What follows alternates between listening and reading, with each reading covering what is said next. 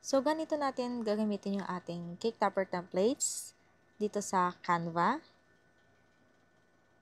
So, sa mga nag-purchase na ng ating templates, click lang po natin yung sinend ko na PDF file para ma-open yung link. Continue. Tapos, da-download natin siya. Download.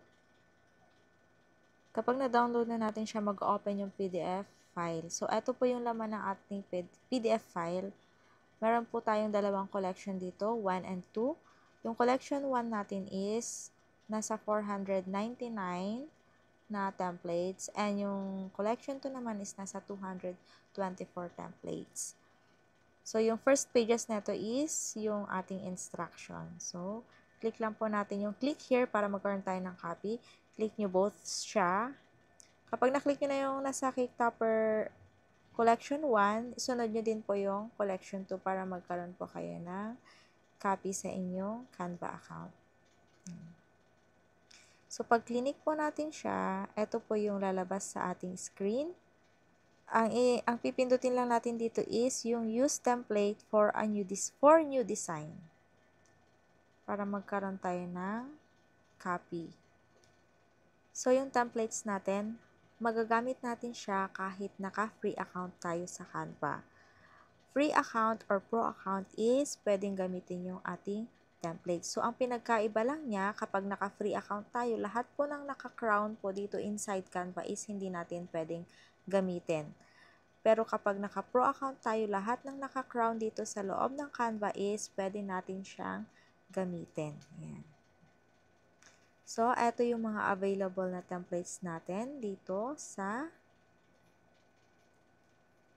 collection 1. Ayan.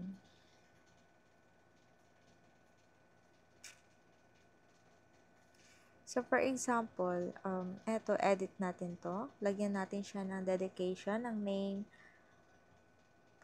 Para gawin yon, click natin yung dito sa may left side, yung text. Makikita nyo dito may option siya na text. Click nyo lang yan.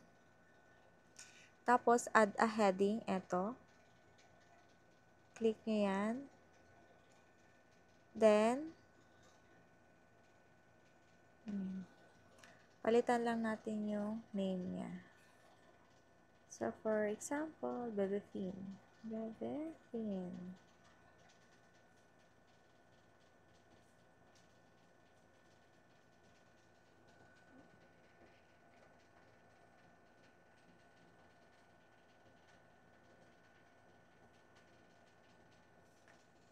So, yan.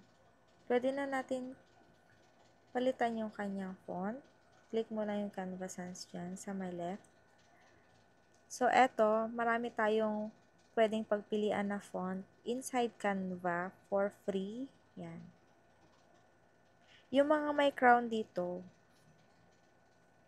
hindi natin siya pwedeng magamit kasi for pro account lang siya. So, dahil naka-free lang tayo, gamitin natin yung mga for free. Marami namang magagandang font dito na naka-free. Ayan.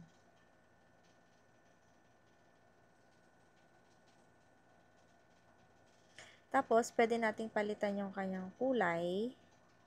Ayan. Palitan ko siya ng color blue. Then, ayan.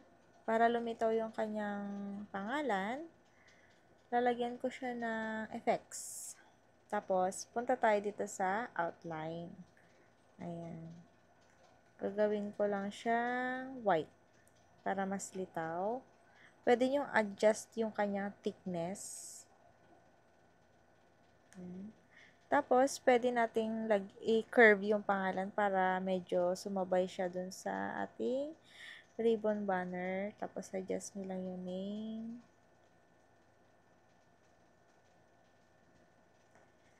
Tapos, para lagyan natin siya ng, ng happy birthday, ganyan. Click nyo lang yung nasa taas, yung may plus sign, yung para mag-duplicate yung ating text. Tapos, double tap nyo lang.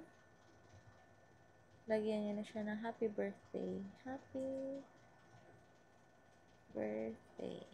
Yan.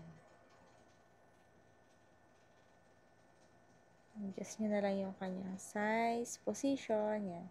So, kapag okay na tayo sa ating inedit, save na natin siya. Click nyo lang yung arrow up dito sa may upper right ng ating screen.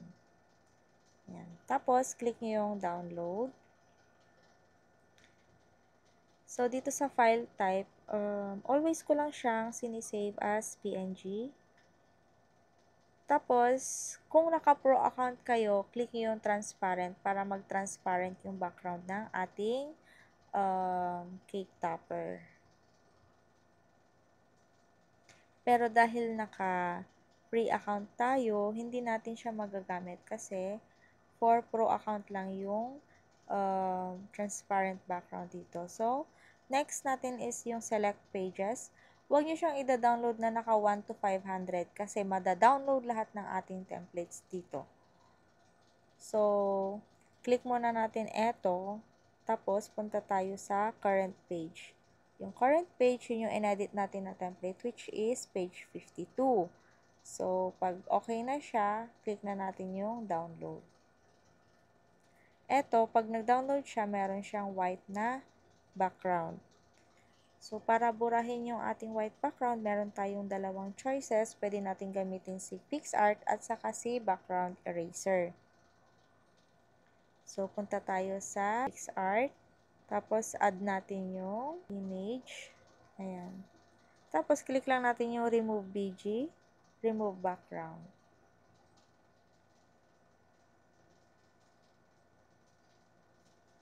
Tapos, lagyan na natin siya ng border. Ayan. Adjust nyo na lang yung kanyang thickness. Tapos, shadow para sa kanyang cutting guide. Adjust nyo yung opacity and yung blur. Tapos, position. Ayan. So, okay na siya. So, para makita natin na talagang may outline na yung ating cake topper, punta kayo dito sa may layer, dito sa may baba ng check mark sa ating upper right. Tapos, punta kayo dito sa may background.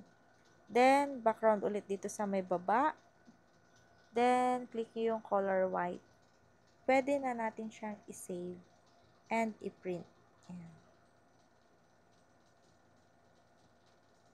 Click nyo lang yung check. Tapos, download na natin siya.